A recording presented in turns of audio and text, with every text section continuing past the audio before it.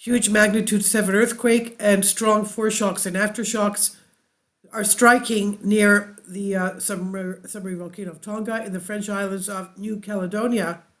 As we know, this is in the Pacific Ring of Fire. We have a huge 7 magnitude earthquake that struck in this area of New Caledonia. These are islands belonging to France. Let's remember that about a month ago we had the underwater volcano in Tonga, Nuku'alofa, erupting.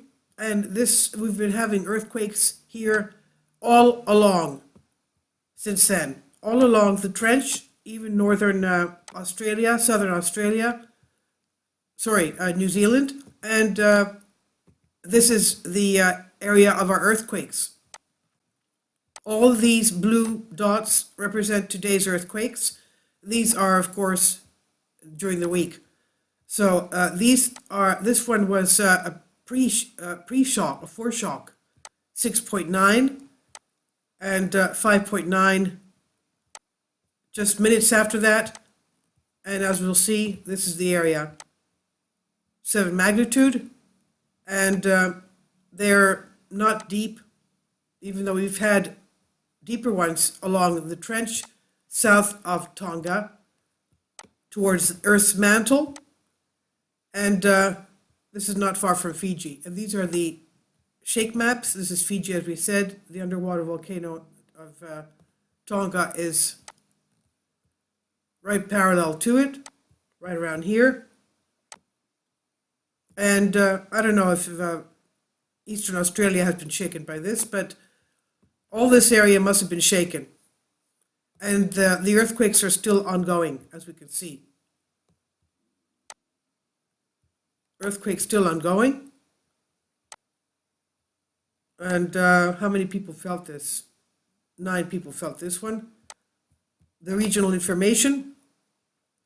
The eastern margin of Australia Plate is one of the most seismically active areas.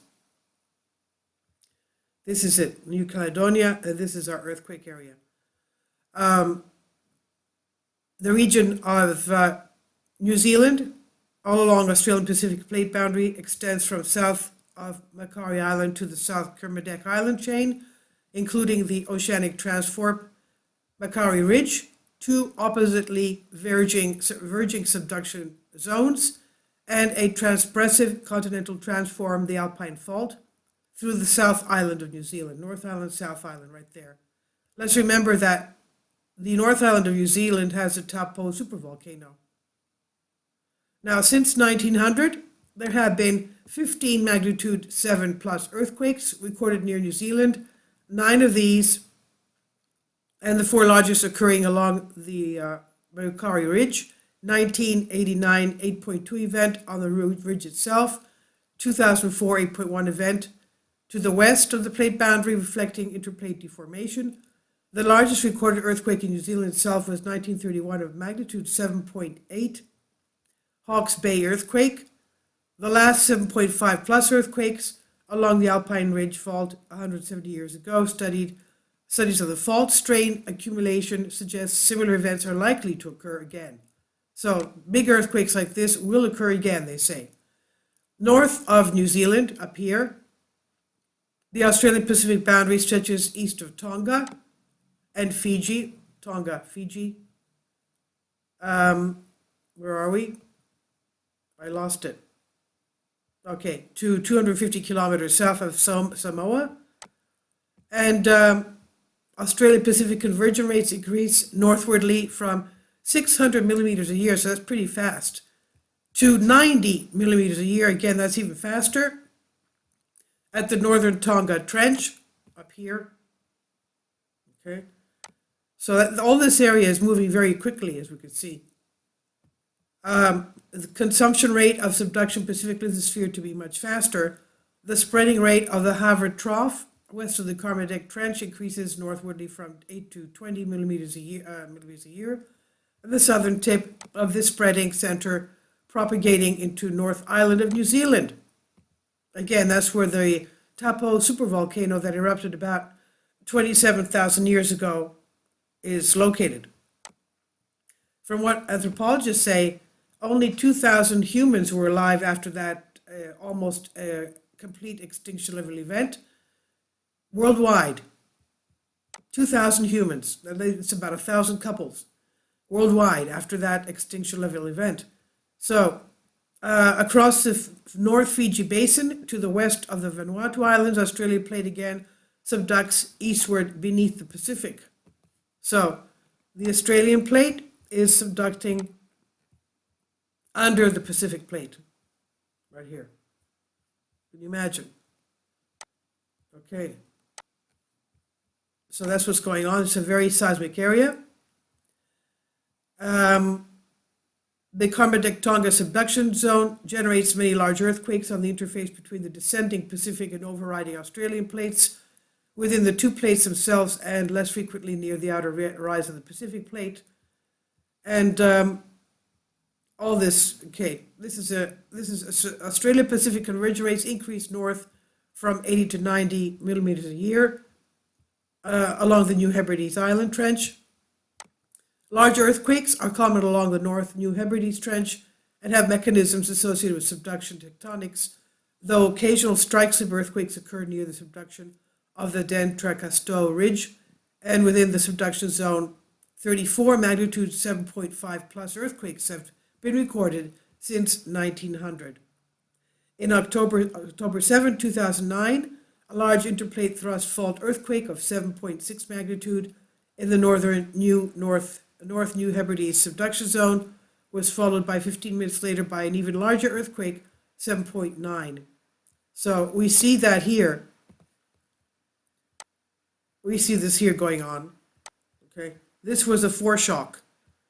UTC time, the 30th of the month, and the 7 magnitude was on the 31st. Where are we? Here. Okay. So this was the 6.9 was the foreshock before the 7. We don't know if there's going to be a bigger one because they're still ongoing.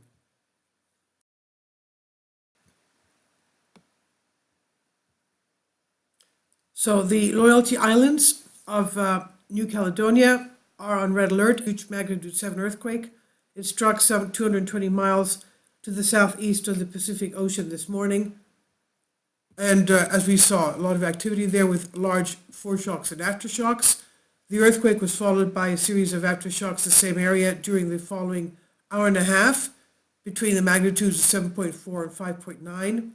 And following the quake, the U.S. Tsunami Warning Center initially issued tidal wave warning for regions along the neighboring coast of Vanuatu within 186 miles of the epicenter, but the warning was later withdrawn following further analysis of the event. No injuries or damage of the neighboring islands have been reported following the earthquakes.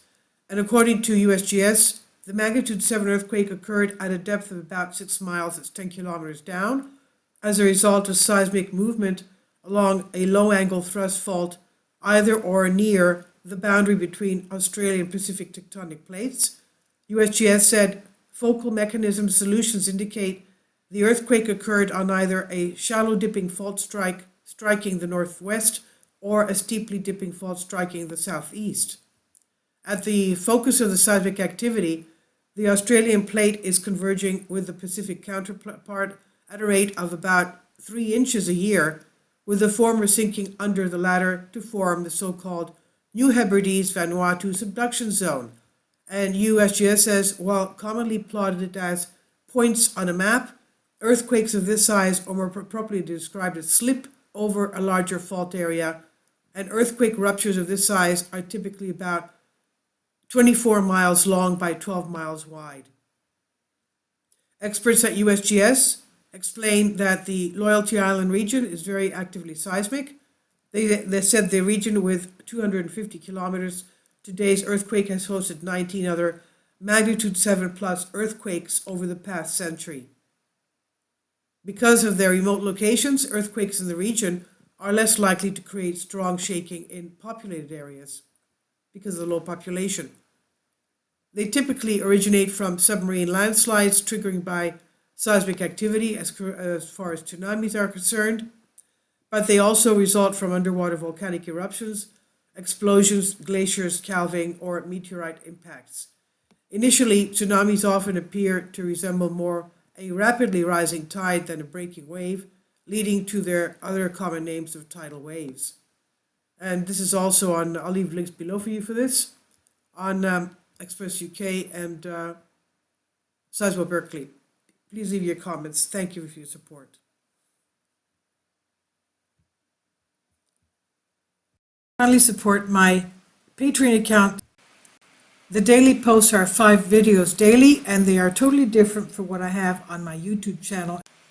Thank you so much for your support and that you find all my content so interesting. You'll find the Patreon account details in the description box below.